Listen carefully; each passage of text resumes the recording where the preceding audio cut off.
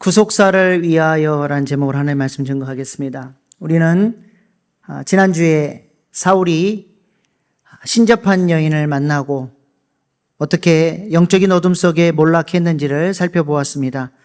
사울이 이렇게 영적으로 헤매고 있을 때 다윗은 뭐하고 있었습니까? 다윗도 블레셋 땅으로 도망을 가 약속의 땅을 잊어버리고 아기스에게 종노릇하고 있었습니다. 오랜 광야 생활에 지친 다윗은 더 이상 사울의 추격을 받지 않기 위해서 자신의 부하들과 가족들을 모두 데리고 그렇게 애굽 땅, 블레셋 땅으로 망명을 떠나게 된 것이죠. 다윗이 언제 자신의 힘으로 산 적이 있습니까? 하나님께서 10년 넘는 그 광야 세월 동안 셀라하마 그곳의 은혜를 통해서 사울이 잡지 못하도록 늘 분리의 장벽을 쳐주셔서 다윗을 보호해 주셨습니다. 그런데 마치 자신의 힘으로 산 것처럼 이제 더 이상 견딜 수 없으니 블레셋으로 도망가자 하고 떠나게 된 것이죠. 물론 광야에서 2,000명이 넘는 그 많은 수의 사람들의 생계를 책임져야 했던 다윗의 입장에서는 여러 가지로 할 말이 많이 있겠지만 기도의 사람이었고 하나님과 늘 교통하며 살던 다윗이 전혀 기도하지 않고 이 중요한 일을 결정했다고 하는 것은 참 안타까운 일입니다. 블레셋 땅에 들어와서 이제 더 이상 사울의 위협도 받지 않게 됐고 또 더 이상 광야에서 배고파했던 그 배고픔도 이젠 더 이상 없어졌지만 그렇게 다윗이 꿈꾸던 그런 완벽한 피난처는 블레셋 땅이 아니었죠. 블레셋 망명 시절에 다윗에게 있어서 가장 치명적인 문제는 무엇이었습니까? 약속의 땅, 은혜의 땅을 떠나서 어둠의 권세가 다스리는 땅으로 들어가면서 다윗은 하나님과 교통이 단절이 되었습니다. 그래서 그렇게 하나님과 교통하면서 아름답게 지었던 시와 찬양을 단 한 편의 시편도 블레셋 망명 기간 동안에는 지어내지 못했습니다. 은혜가 떨어지니까 다윗 내면 세계 속에 잠들어 있던 그 옛사람의 육체적인 정욕들이 힘을 갖추고 일어나서 다윗을 계속 죄악된 길로 인도해 갑니다. 원수 아기스에게 잘 보이기 위해서 소수의 족속들을 약탈하고 그에게 전리품을 갖다 바쳤습니다. 그리고 계속해서 거짓말을 하죠.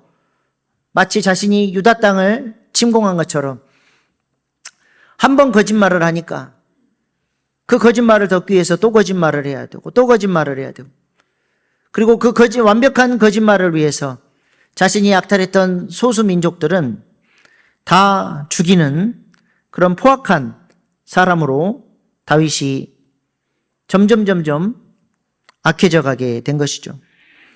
광야 세월 동안 힘들고 어려워도 기름 부음 받은 자의 품위를 잘 지키고 하나님 앞에서 아름답게 살던 다윗이 이제는 삼류 건달이 되어버린 것 같습니다. 마치 지킬 박사와 하이드 소설책을 보는 것 같아요.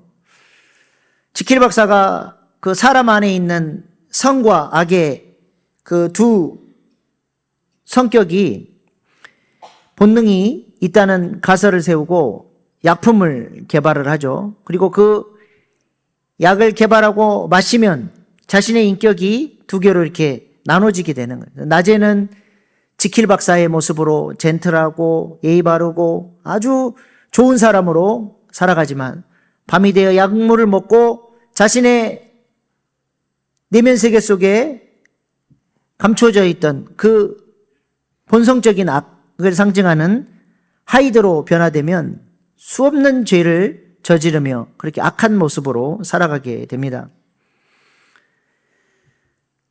처음에는 약물을 먹고 이 하이드의 모습으로 변화돼서 악한 짓을 했는데 점점 그 내면 세계 속에 있는 악한 모습, 하이드가 힘이 강성해져 가는 거예요. 나중에는 약을 먹지 않아도 자신이 수시로 하이드로 변화되게 되고 오히려 원래 본인의 모습이었던 지킬 박사의 모습은 점점 지키기가 힘들어져 가는 것입니다. 그래서 지킬 박사의 모습으로 변화되려면 이제는 약물을 먹어야 되는 그런 지경에 이르게 되고, 나중에는 이제 영원토록 하이드의 모습으로 악인의 삶을 살아야 되는 자신의 모습을 발견하게 되죠. 그래서 마지막 약물을 마시고 잠깐 지킬 박사로 변화됐을 때 그는 참회록을 쓰고 영원히 악인으로 살아가야 될 자신의 모습에 비관하고 독국물을 먹고 자살을 하는 것으로 자신의 생애를 마치게 됩니다.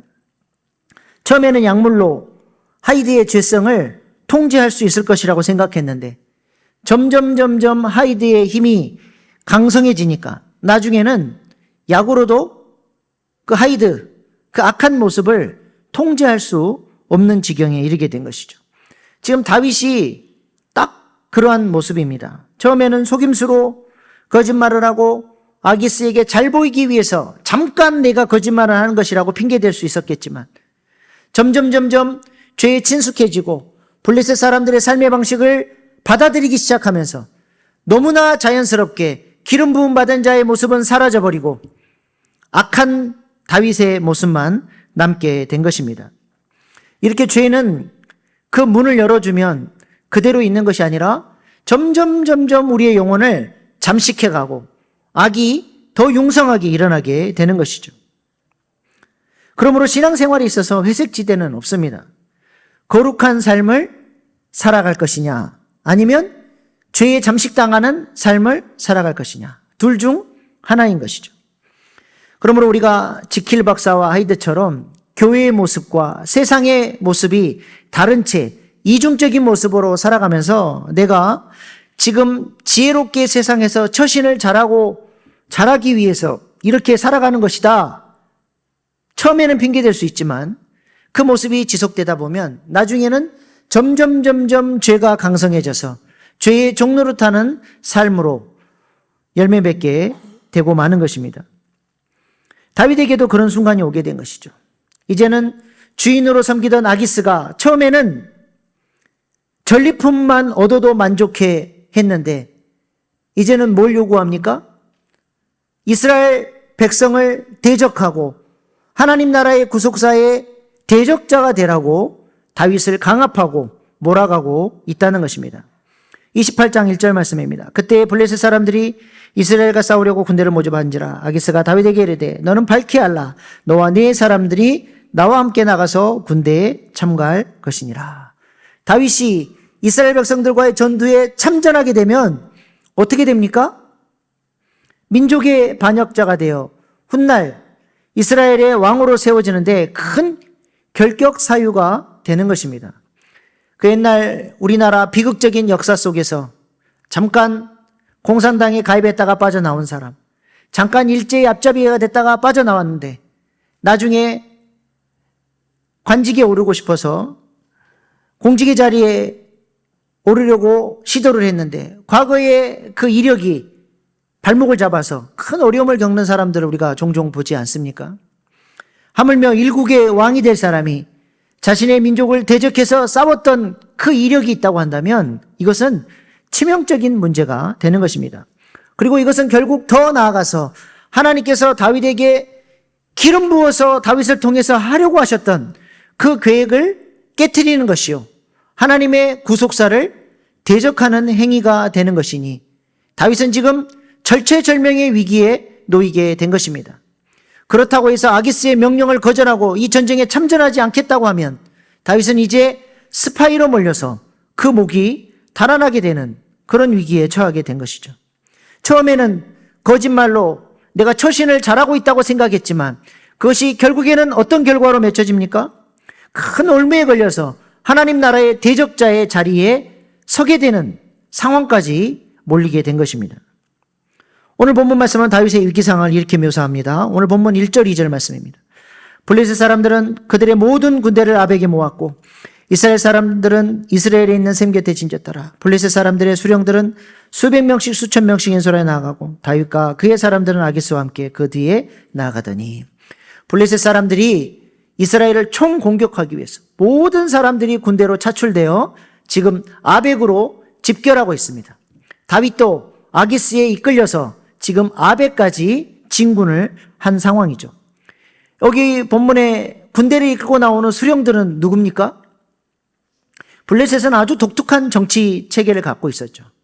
5개의 족속이 연합된 연합국가입니다. 그리고 그 각 족속마다 수령들, 왕들이 따로 있었어요. 그리고 그 5 족속 중에 가드는 가장 큰 족속으로서 힘이 있는 그런 족속이죠. 그래서 이 5 족속의 대표의 역할을 했던 사람이 가드왕 아기스입니다. 아기스는 지금 다윗을 이 전쟁의 선봉에 세우려고 하는 것입니다. 지도 한번 보여주십시오. 네, 지금 가사, 아스글론, 에스돗, 에그론, 가드 이 5 족속, 그 다음에 밑에 시글락에 있는 다윗까지 해서 전부 다 아벡으로 지금 집결하고 있는 것이죠.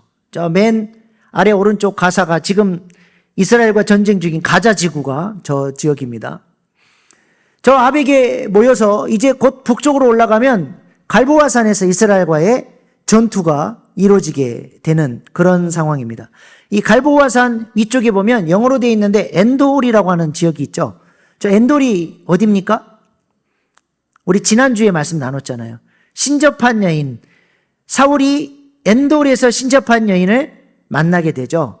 그래서 지금 이미 이스라엘의 블레셋은 진을 치고 있고 사울은 북쪽으로 올라가서 엔돌에서 신접한 여인을 만난 겁니다. 그러니까 오늘 본문 말씀은 시간적으로는 사울이 엔돌에 신접한 여인을 만나기 전 사건을 본문은 뒤에 나와 있지만 시간적으로는 더 앞선 사건입니다.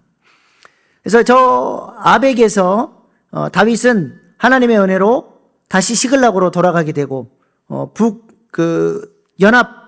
블레셋 연합 군대는 갈보아 산으로 올라가서 사울과 싸우게 되고 사울이 저 갈보아 산 전투에서 죽게 됩니다. 아무튼 다윗은 지금 이 아벡까지 끌려왔고 곧 전쟁에 참여해야 될 상황이니 얼마나 그 마음이 불안하고 어려웠겠습니까? 근데 이곳에서 하나님의 놀라운 역사가 일어나게 되죠. 오늘 본문 3절 말씀입니다. 블레셋 사람들의 방백들이 이르되 이 히브리 사람들이 무엇을 하려냐 하니 아기스가 블레셋 사람들의 방백에 이르되 이는 이스라엘 왕 사울의 신하 다윗이 아니냐. 그가 나와 함께 했은지 여러 달 여러 해로되 그가 망명하여 온 날부터 오늘까지 내가 그의 허물을 보지 못하였노라. 블레셋 방백들이 갑자기 아기스에게 다윗을 트집 잡고 원망하고 화내기 시작합니다. 여기서 히브리 사람들이라고 말하는 것은 블레셋 사람들이 이스라엘 사람들을 얕잡아보고 낮추어 이를 때 하는 그런 용어입니다. 우리가 중국 사람, 일본 사람을 중국 사람, 일본 사람 그렇게 안 부르잖아요. 우리가 얕잡아보고 낮추어 부르는 호칭이 있는 것처럼 지금 블레셋 사람들은 이스라엘 사람들을 히브리인이라고 부르는 거예요. 히브리인이라는 강을 건넌 자들이라는 뜻이거든요. 출신 자체가 노예고 애굽에서 빠져나온 도망쳐 나온 노예들이라고 이스라엘 백성들을 깔보는 그런 표현이죠. 여기서 이렇게 히브리인들이라고 깔보며 다윗을 트집 잡는 방백들은 누구입니까? 현장에서 군을 지휘하는 사령관들, 장군들입니다. 하나님께서 지금 다윗을 보호하시기 위해서 현장 지휘관들을 마음 가운데 다윗을 향한 미움과 시기심을 넣어주셔서 이것을 문제 삼도록 하신 것입니다. 안 그래도 아기스의 총애를 받고 있는 다윗이 눈의 가시와 같은 존재였는데 지금 아기스는 다윗을 이 전쟁의 최선봉에 세워서 이 놀라운 이 전쟁의 공로를 세우도록 그렇게 하고 있는 것입니다.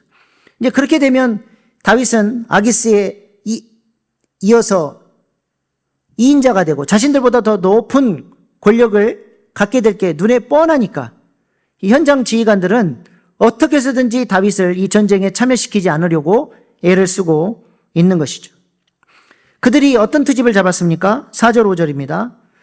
블레셋 사람의 방백들이 그에게 노한지라 블레셋 방백들이 그에게 이르되 이 사람을 돌려보내어 왕이 그에게 정하신 그 초소로 가게 하소서. 그는 우리와 함께 싸움에 내려가지 못하리니 그가 전장에서 우리의 대적이 될까 하나이다. 그가 무엇으로 그 주와 다시 합하리이까? 이 사람들의 머리로 하지 아니하겠나이까? 그들이 춤추며 노래하며 이르되 사울이 죽인 자는 천천히요 다윗은 만만히로 하던 그 다윗이 아니니까 하니. 아기스 장수들이 지금 다윗을 색깔론으로 공격하고 있는 거예요. 이 사람의 색깔이 불분명합니다. 전쟁에서 갑자기 돌변하여 우리의 목을 치고 그것을 전리품으로 자신의 왕 사울에게 가져가면 이것을 빌미 삼아서 사울과 화해하려고 하지 않겠습니까? 다윗을 절대로 우리와 함께 전쟁에 내보낼 수 없습니다. 그 근거로 다윗은 가드 출신 골리앗을 죽인 그 장본인이요. 이스라엘 백성들이 사울이 죽은 자는 천천히요 다윗은 만만히로다 노래했던 바로 그 사람이라고. 절대로 다윗이 우리와 함께 갈 수 없다라고 그렇게 이야기를 합니다. 아기스도 이 정도까지 반발이 심하니까 어떻게 합니까? 다윗을 데려가려고 하는 계획을 포기하죠. 실제로 과거에도 이런 일이 블레셋에는 있었어요. 사무엘상 14장 21절 말씀 보세요. 전에 블레셋 사람들과 함께하던 이브리 사람이 사방에서 블레셋 사람들과 함께 진영에 들어왔더니 그들이 돌이켜 사울과 요나단과 함께한 이스라엘 사람들과 합하였고. 예전에 이스라엘과 전쟁을 할 때 이 이스라엘 사람들을 용병으로 썼는데 막상 전쟁에 나가니까 돌변해가지고 자신들을 공격했던, 그래서 쓰라림 패배를 했던 경험이 그들에게 있는 거예요. 그 경험까지 합해서 다윗을 공격해야 되니 아기스가 막을 수가 없는 것입니다. 그래서 오늘 7절 말씀에 아기스가 이렇게 이야기합니다. 이제 너는 평안히 돌아가서 블레셋 사람들의 수령들에게 거슬러 보이게 하지 말라 아니라. 진퇴양난에 빠져있던 다윗, 도무지 빠져나올 수 없는 올무에 걸린 것 같았던 다윗의 문제가 한 방에 해결되어 버렸습니다. 하나님이 역사하시니까 이 문제가 너무 쉽게 해결이 돼버린 거예요. 이제 다윗은 뭐만 하면 돼요? 표정 관리만 하면 됩니다. 8절 말씀입니다. 다윗이 아기스에게 이르되 내가 무엇을 하였나이까? 내가 당신 앞에서 오늘까지 있는 동안에 당신이 종에게서 무엇을 보셨기에 내가 가서 내 주 왕의 원수와 싸우지 못하게 하시나이까? 포커페이스를 하는 거예요. 속으로는 너무 다행이다, 안도의 한숨을 쉬면서도 겉으로는 억울합니다. 내가 왜 전쟁에 못 나갑니까? 하면서 거짓으로 또 얘기를 하는 거예요. 참 다윗이 포커를 쳤으면 아마 포커 챔피언이 됐을지도 모르겠어요.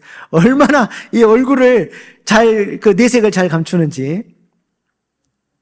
이때 만약 블레셋 장수들이 시기하지 않았다면, 다윗이 이 전쟁에 참여해서 승승장구하며 출세했다면 다윗은 하나님 앞에 쓰임받지 못했을 것입니다. 더 나아가서 하나님의 나라의 구속사의 대적자가 되고 많았을 것입니다. 그런데 하나님께서 극적으로 그 올무에서 다윗을 건져주신 것이죠. 무엇 때문에 하나님께서 다윗을 건져주셨을까요?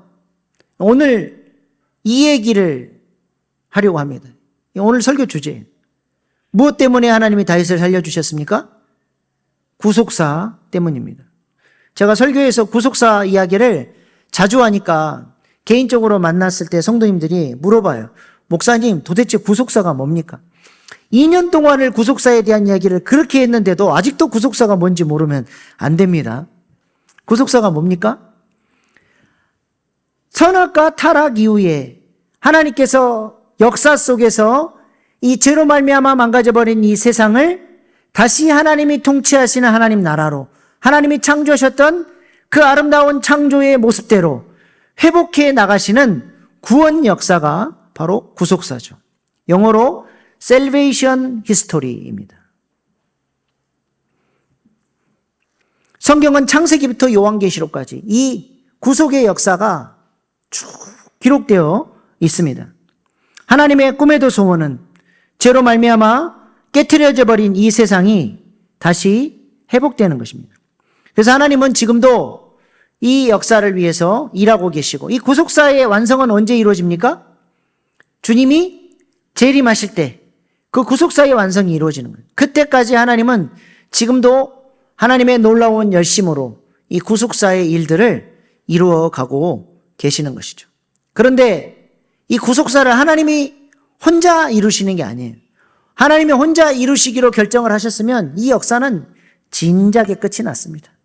지금 마귀가 이렇게 활기를 치고 이 세상이 아직도 악이 많은 세상이 될 수가 없는 거죠. 하나님이 그냥 한 방에 이 모든 역사를 끝내버릴 수가 있습니다. 그런데 하나님이 지지부진 아직도 이 마귀가 역사하고 악이 가득한 이 세상 속에서 하나님이 무엇을 기다리고 계시는 거예요? 하나님이 직접 하시지 않고 하나님의 사람들을 키워내서 그 믿음의 사람들을 통해 죽어가던 영혼들을 살려내고 하나님 나라를 확장하는 일을 하나님이 하시기로 결정을 하셨고, 마귀에게 그렇게 자존심 선언을 하셨어요. 하나님이 하나님의 형상으로 만든 이 사람, 그 사람을 공격해 넘어뜨린 그 마귀에게 네가 넘어뜨린 이 사람들을 내가 다시 일으켜서 너의 머리를 깨트릴 것이고, 죄로 말미암아 망가져버린 이 세상을 하나님 나라로 이 사람들을 통해서 다시 회복할 것이다. 하나님이 선언하신 것입니다. 예를 들어서 이런 거예요. 제 딸이 초등학교 4학년인데 친구랑 싸워서 얻어맞고 왔어요. 그러면 제가 가서 제 딸을 때린 그 4학년 여자아이를 제가 때려야 됩니까? 참아야 됩니까? 때리면 안 돼요. 어른이 애들 싸움에 끼면 안 됩니다. 하나님이 지금 그러시는 거예요. 사람을 하나님의 형상으로 사탄을 이길 수 있는 능력을 주셨어요. 근데 넘어졌어. 하나님이 자존심 선언하는 거예요. 마귀 네가 넘어뜨린 이 인간, 내가 이 인간을 다시 일으켜 세워서 너를 이기게 할 것이다. 나는 그것을 꼭 볼 것이다. 하나님께서 자존심 선언을 하신 것입니다. 그래서 시간이 좀 오래 걸리고 더디더라도 하나님은 믿음의 사람들을 키워내시고 하나님의 열심으로 그들을 은혜 주시고 인도하시고 보호하시고, 가끔은 쓰러지더라도 다시 일으켜서 결국에는 구속사에 헌신할 수 있는 사람으로 키워 가시는 것입니다. 그래서 하나님이 다윗을 다시 넘어진 그 자리에서 건져내시고 은혜 주셔서 그로 하여금 다시 구속사에 쓰임받는 사람이 되도록 하나님께서 일하여 주신 것입니다. 그래서 하나님은 구속사에 쓰임받는 사람을 늘 보호하시고 그 사람들을 귀하게 여기시고 그들을 인도하시는 것이죠. 간혹 쓰러지고 넘어지고 헷갈려도 또 기다려주시고 또 원해주셔서 그들을 통해서 하나님이 하나님 나라를 이루어가시기를 원하시는 것입니다. 그래서 창세기에 보면 하나님께서 아브라함에게도 2번씩이나 극적으로 역사하셔서 아브라함을 위기 속에서 건져내 주시지 않습니까? 창세기 12장 17절 말씀을 보시면 여호와께서 아브라함의 아내 사레의 일로 바로와 그 집에 큰 재앙을 내리신지라. 하나님 말씀에 순종하지 않고 애굽으로 도망간 아브라함, 그리고 아내마저 빼앗겨서 큰 위기에 처한 아브라함을 하나님께서 바로에게 직접 경고하시고 역사하셔서 아브라함을 건져내 주셨습니다. 한 번만 그런 게 아니에요. 또 아비멜렉에게 아내를 빼앗긴 일이 있죠. 창세기 20장 3절입니다. 그 밤에 하나님이 아비멜렉에 연명하시고 그에게 이르시되 내가 데려간 이 여인으로 말미암아 내가 죽으리니 그는 남편이 있는 여자임이라. 하나님이 그 밤에 급하게 아비멜렉의 꿈에 나타나셔서 첫 번째로 하신 말씀이 뭐예요? 너 죽어. 그 여자 건들지 마. 하나님이 아브라함과 사례를 통해서 하실 일이 있는 거예요. 그게 뭐예요? 구속사예요. 아브라함과 사라를 통해서 의의 생명 이삭이 태어나고 이 이삭이 생육하고 번성하고 충만해져서 이스라엘 백성을 하나님께서 세우시고 이 이스라엘 백성을 사용하셔서 온 열방 가운데 하나님의 뜻을 전하는 것이 하나님의 소원이었습니다. 이 구속사 때문에 하나님은 아브라함을 보호하시고 그 위기에서 건져주신 것이죠. 이것은 다윗도 마찬가지입니다. 하나님이 다윗을 향해 가지고 계신 계획이 무엇입니까? 다윗이 이스라엘의 기름 부음 받은 자로 왕으로 세워져서 그 나라를 강한 나라로 여호와의 군대로 세워서 주변의 원수들을 무찌르고 하나님 나라를 확장하며 성전을 세우고 그렇게 하나님 중심의 하나님이 통치하시는 하나님 나라를 온 열방 가운데 확장하는 일을 다윗을 통해서 하나님께서 하시기를 원하셨던 것입니다. 근데 지금 아기스 때문에 이 구속사의 계획이 깨트려지게 된 거예요. 그래서 하나님이 적극적으로 역사에 개입하셔서 다윗을 건져내 주신 것입니다. 정리를 해보자면 아브라함을 통해서 하나님이 하시고자 하셨던 사역은 뭐예요? 그 작은 자가 천을 이루는 사역이에요. 다윗을 통해서 하나님이 하시고자 하셨던 사역은 무엇입니까? 그 약한 자가 강국을 이루는 사역을 이 구속사를 하나님이 이루시기를 원하셨던 것입니다. 그래서 이사야서 60장 22절 말씀 같이 읽겠습니다. 그 작은 자가 1000명을 이루겠고 그 약한 자가 강국을 이룰 것이라. 때가 되면 나 여호와가 속히 이루리라. 그 작은 자가 1000명을 이룬다는 것은 뭘 의미합니까? 의의 생명이 생육하고 번성하고 충만해지는 것을 말하는 거예요. 우리의 신앙 용어로 바꾸면 뭡니까? 우리 안에 심겨진 예수 생명이 가만히 있으면 안 되고 자라야 돼요. 그래서 우리가 예수님을 닮은 모습으로 그리스도의 편지로 향기로 자라서 그 선한 영향력을 주변에 전하고 영혼들을 전도하고 그들을 예수님의 제자로 양육하는 일에 우리가 쓰임받는 것. 그것이 그 작은 자가 천을 이루는 사역이에요. 그 약한 자가 강국을 이루는 사역은 무엇입니까? 지금도 죄와 사망의 지배 아래서 고통당하는 자들이 예수 그리스도의 보혈의 능력으로 성령의 능력으로 치유되고 회복되어지고 승리를 경험하고 이 땅에서부터 하나님의 통치를 받고 하나님 나라를 누리는 삶을 살아갈 수 있도록 그런 선한 영향력을 끼치는 목장을 세우고 교회를 든든히 세우고 그렇게 하나님 나라를 확장해 가는 것. 그것이 그 약한 자가 강국을 이루는 사역인 것입니다. 이 사역이 너무 중요하기 때문에 우리 예수님께서도 아브라함 사역과 다윗 사역을 위해서 아브라함과 다윗의 자손으로 오신 것이죠. 마태복음 1장 1절 말씀입니다. 아브라함과 다윗의 자손 예수 그리스도의 계보라. 하나님이 오신 목적도 예수님이 이 땅에 오신 목적도 아브라함 사역과 다윗 사역을 위해서 오신 거예요. 그래서 예수님의 그 의의 생명을 많은 사람들에게 전하기 위해 오신 것이죠. 또 죄와 사망의 고통 가운데 있는 사람들을 치유하시고 변화시키고 죽은 자도 살리고 심지어는 모든 피조세계마저도 바다와 바람도 주님의 권세 앞에 머리 숙이고 순종하는 그런 하나님 나라를 회복하시기 위해서 오셨다는 것입니다. 그리고 예수님은 십자가에 죽으시고 부활하시고 승천하셔서 성령을 통해 교회를 세우시고 교회의 머리가 되셔서 몸된 교회를 통해서 하시고자 하시는 사역도 뭐예요? 아브라함 사역, 다윗 사역을 하나님이 하시기를 원하신다는 것입니다. 그러므로 우리를 향한 부르심이 무엇입니까? 우리도 영혼을 살리고 하나님 나라를 확장하는 일에 쓰임받는 자들이 되기를 하나님이 원하신다는 것이죠. 왜 하나님께서 일신교회를 세우셨습니까? 일신교회를 통해서 아브라함 사역, 다윗 사역을 하나님이 하기를 원하신다는 거예요.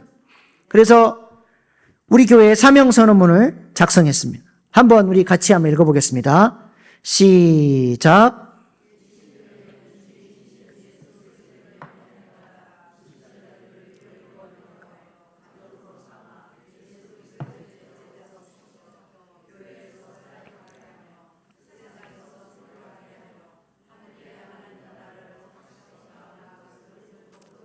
예. 이 사명선언문 안에는 아브라함 사역과 다윗 사역이 포함되어 있는 거예요. 우리가 이 하나님의 부르신 목적을 따라서 주님이 원하시는 방향성을 가지고 살아갈 때 하나님은 우리 교회를 정말 소중하게 여겨 주실 것입니다. 이런 삶의 방향성을 가지고 있는 구속사에 쓰임받는 사람들을 하나님은 언제나 그들을 보호하시고 그들이 구속사에 쓰임받을 수 있도록 여러 가지 물질과 환경과 능력과 지혜도 채워주셔서 그 사역을 감당할 수 있도록 하나님은 역사해 주신다는 것이죠. 실제로 출애굽기 1장에 보면 이스라엘 백성들이 생육하고 번성하고 충만해지는 일을 위해 쓰임받았던, 그래서 복받았던 여자들이 등장을 하죠. 출애굽기 1장 17절 21절 말씀입니다. 그러나 산파들이 하나님을 두려워하여 애굽 왕의 명령을 어기고 남자 아기들을 살린지라. 그 산파들은 하나님을 경외하였으므로 하나님이 그들의 집안을 흥하게 하신지라. 하나님의 뜻은 이스라엘 백성들이 생육하고 번성하고 충만해지는 것인데 바로가 이것을 목숨 걸고 막아요. 하나님 나라의 구속사의 대적자로 바로가 등장을 합니다. 그런데 이름 없는 이 여인들이 바로보다 하나님을 더 경외하여서 이 구속사, 생육하고 번성하고 충만해지는 일을 위해서 그들이 목을 내걸고 헌신을 해요. 그랬더니 하나님이 이 여자들을 얼마나 소중하게 여기셨는지 그들의 집안을 흥왕케 하는 놀라운 복을 주셨을 뿐만 아니라 그들의 이름을 성경에 기록해놨어요. 성경에 여자의 이름이 기록됐다는 것은 이 여자들은 보통 여자가 아니라는 거예요. 이 여인들은 애굽의 그 제국 아래서는 아무것도 아닌 여자들이지만 하나님 보실 때는 바로보다 더 존귀한 자들이었습니다. 그래서 제가 늘 자주 하는 말이 있잖아요. 영감이 없으면 뭐라도 있어라? 눈치라도 있어요. 눈치라도. 하나님이 무엇을 기뻐하시는지, 하나님이 어떤 일을 하기를 원하시는지, 어디에 하나님의 영광의 구름이 뜨는지 영감이 없으면 눈치라도 봐서 하나님이 이 일을 기뻐하시는구나. 내가 이 일을 위해서 헌신해야지.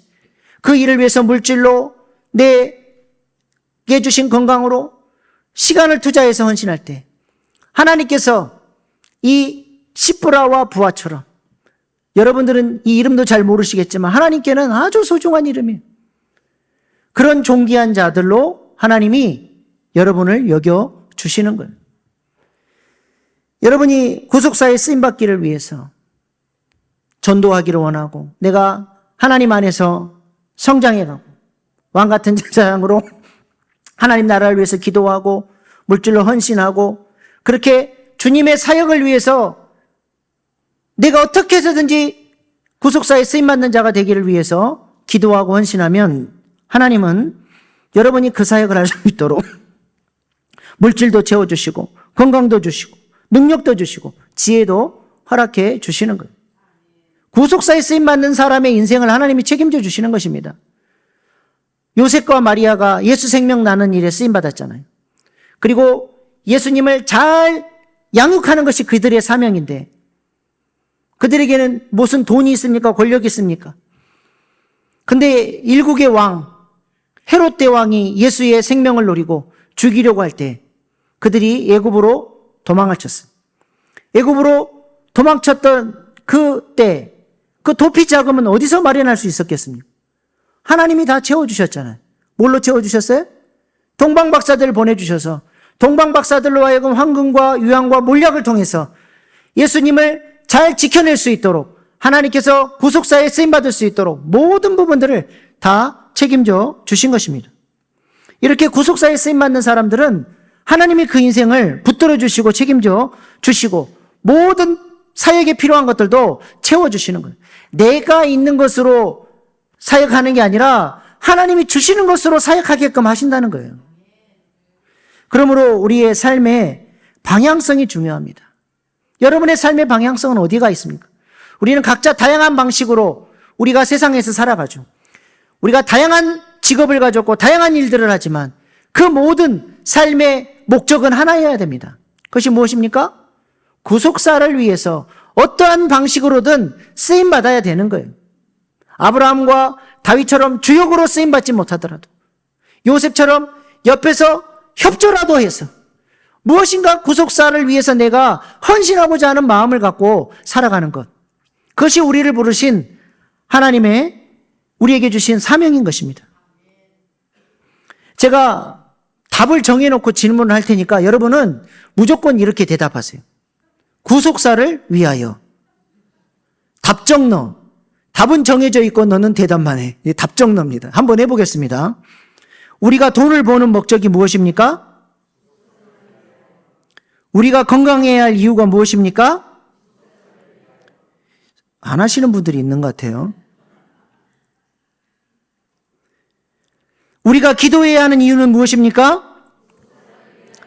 우리가 교회로 모여 함께 신앙생활하는 이유가 무엇입니까? 우리가 교회에 봉사하는 이유가 무엇입니까? 우리가 선교하는 일에 헌신을 하고 헌금하는 이유가 무엇입니까? 우리가 같은 마음 같은 뜻으로 사랑하고 연합해야 할 이유가 무엇입니까? 할렐루야. 이것이 바로 하나님께서 우리를 부르신 근본적인 목적입니다. 사랑하는 우리 일신교회 모든 성도님들이 이렇게 구속사에 쓰임받고 하나님 주시는 놀라운 복을 받아 누리며 살아가는 복된 인생 다 되실 수 있기를 축복합니다.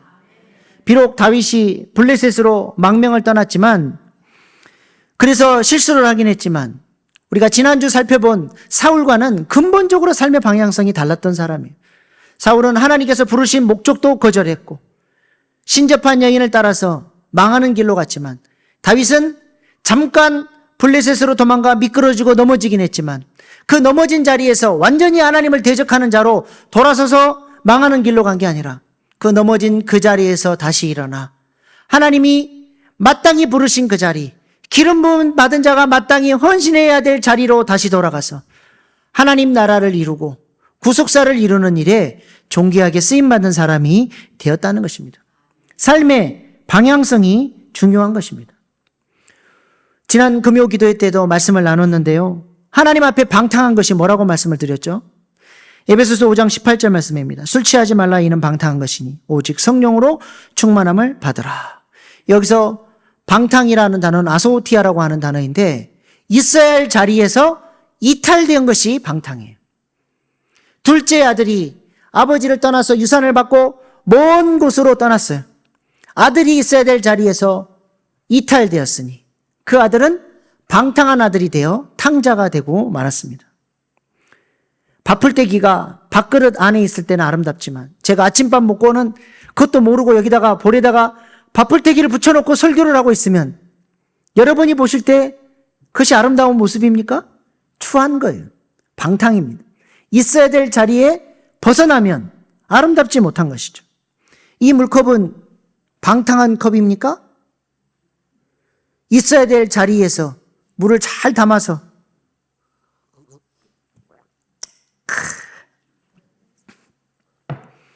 방탕한 컵이 아니라 아름다운 덕스러운 컵의 역할을 감당하는 것입니다. 여러분의 삶의 자리는 어디입니까? 하나님이 보실 때 여러분은 어떤 삶의 방향성을 가지고 계십니까? 성도로서 마땅히 있어야 할 자리에 여러분이 머무르고 계십니까? 신앙생활에 있어서 중간 회색지대는 없습니다. 방탕이냐 아니면 하나님의 있어야 될 자리에서 순종하며 살아가는 삶이냐. 간절한 소망은 우리 모든 일신교회 성도님들이 하나님께서 부르신 목적을 따라 구속사에 쓰임받는 존귀한 인생들 다 되실 수 있기를 축복합니다. 마지막으로 박보영 목사님의 간증을 듣고 오늘 말씀을 마치겠습니다. 십자가를 어느 날 딱 만나게 되었습니다. 그때서부터 무섭게 변화되더군요. 죽어가는 사람이 있어요. 서울역에 가면 이 사람들이 제 마음에 얼마나 아픈지요.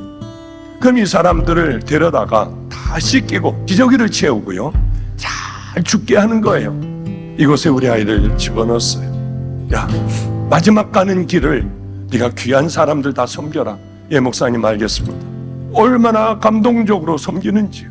서울역에 늘 가서 배고픈 사람에게 우유와 빵을 주고 끌어안고 기도를 해줘요. 그리고 버려진 이 사람들을 깨끗하게 씻어주고 닦아주고 하는 그 일들을 해요. 왜 이렇게 살게 될까요?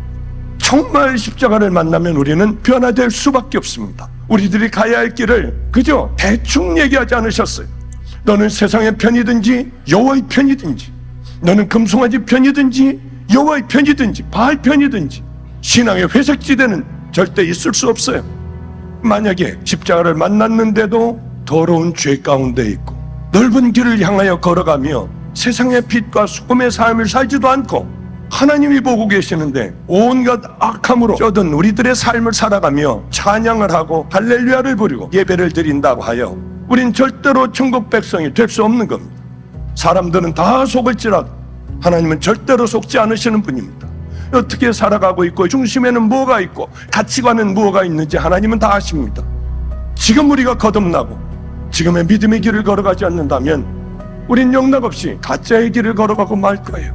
그렇게 가짜로 살다가 하나님 앞에 간 얼마나 많은 사람들이 있겠습니까? 여러분들이 걸어왔던 길이 과연 정말 주님이 기다리고 계신 그 길인가? 한번 심각하게 생각해 봐야 되지 않겠습니까? 한 사람이 십자가를 만나게 되면 증인이 될 수밖에 없고 거듭날 수밖에 없고 새로워질 수밖에 없습니다. 아니, 하나님의 아들이신 그분이 십자가에 달려 돌아가셨는데 그 십자가를 만났음에도 불구하고 더러운 죄 가운데 있다고요? 넘어질 수 있어요. 쓰러질 수 있어요. 그러나 일어나 다시 십자가 붙들고 믿음의 좁은 길을 향하여 걸어가게 되는 것이 믿음의 하나님의 사람들, 천국 백성들입니다. 기도하겠습니다. 우리 삶의 방향성은 어디에 가 있습니까? 우리는 무엇을 위해서 살아가고 계십니까? 내가 마땅히 있어야 할 자리는 어디입니까? 주님이 찾으시는 구속사에 쓰임받는 사람이 바로 내 자신이 되게 해달라고. 주님이 찾으시는 바로 그 교회가 우리 교회가 되게 해달라고. 이 시간 주신 말씀 붙들고 주여 세 번 부르고 결단의 기도로 나가시겠습니다.